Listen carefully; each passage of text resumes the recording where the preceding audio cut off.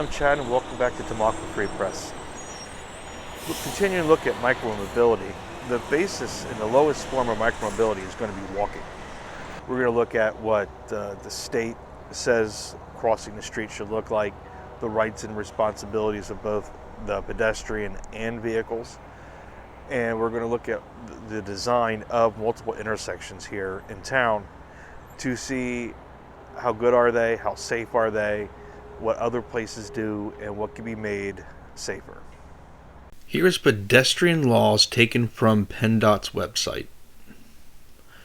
It states when a pedestrian begins to cross on a crosswalk, vehicles shall yield, but not until you begin actually crossing in the crosswalk. Don't dart out into traffic and don't assume traffic will stop.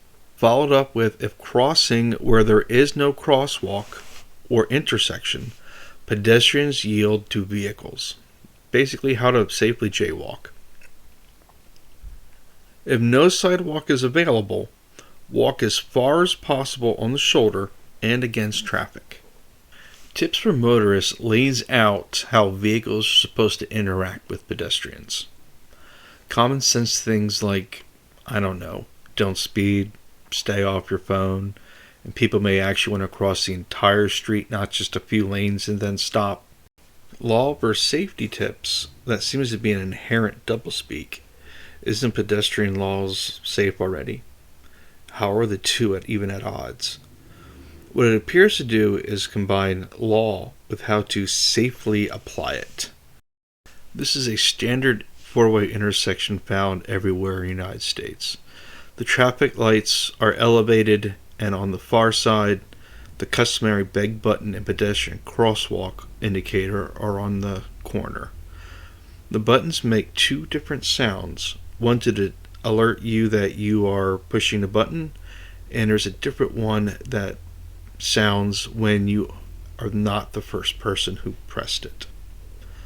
Also present are ADA ramps. When the pedestrian light indicates to cross, traffic does not stop.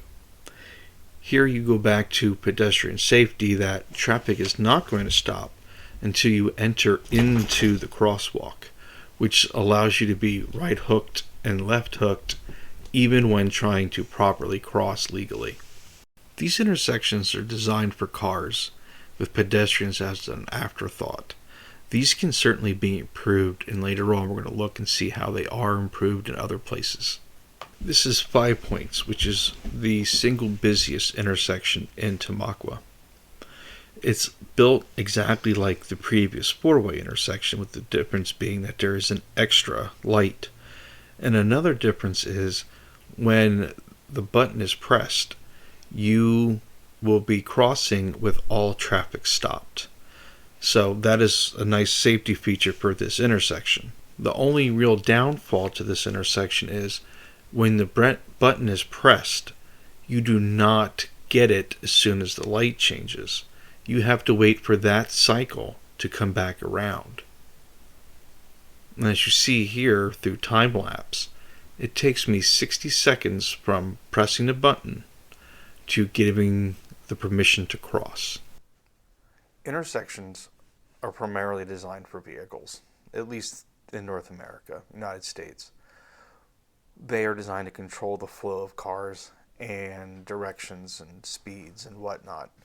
Whereas any other component of that, whether that's walking or cycling, is going to be relegated below that scale.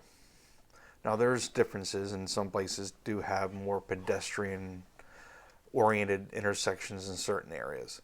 But by and whole, most of the intersections that you're going to encounter are designed for vehicles. Does that make them inherently unsafe?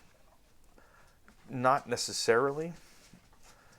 But can there be improvements made for pedestrian or anyone not in a vehicle? Absolutely, there's definitely systems that can be changed. One of them is going to be putting continuous sidewalks. It stretches from corner to corner, and it ends up looking almost like a speed bump, but it's not. But that will definitely slow traffic down through an intersection because it shows, go too fast, and we've all seen cars bottom out.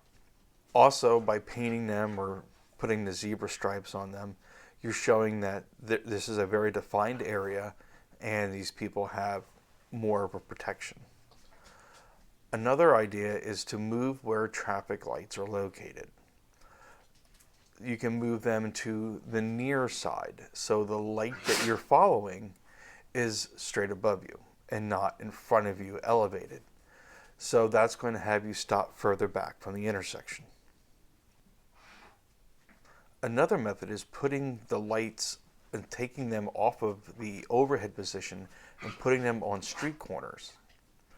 And being on a street corner, when you put the pedestrian lights, it makes them far more visible than having someone stare up at a light waiting for their turn and not paying attention to if there's people on the corner. By making them look at the corner themselves, they are going to see people, or that's the idea.